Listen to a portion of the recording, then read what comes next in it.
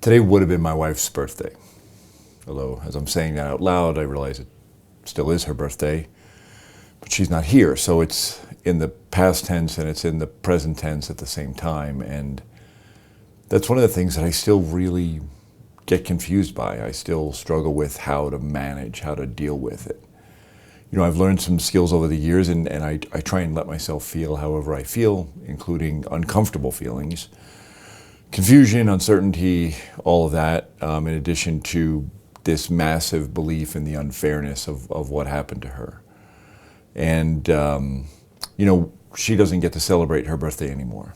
I can still celebrate it, but it doesn't really feel like a celebration. And it's confusing. It's sometimes it's just hard. It's hard to manage, even 10 years after the fact. But, I'm going to go through the day. There's already some people that have contacted me remembering what the day is, and then other people forget, which is okay. That's kind of how life goes. But anyway, it's her birthday, so happy birthday to her, and we're just going to keep going. Let's see what Hannah has to say.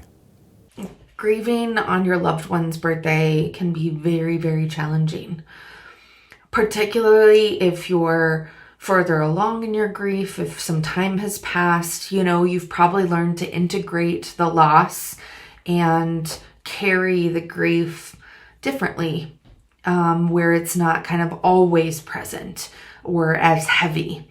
And at the same time, on a birthday, they can bring those things into stark brightness again. And birthdays are one of those days that we wanted to celebrate that person. And so I think one of the ways you can do that now is being thankful and grateful that they were alive, that they were born, and honoring that you really miss them, that you wish you got to do the things that you could do with them.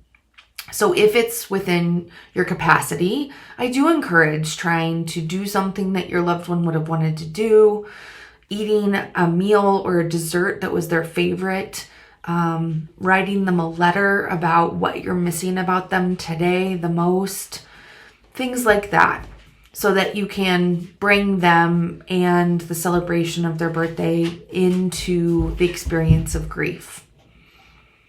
So to conclude, I just want to say happy birthday, Veronica.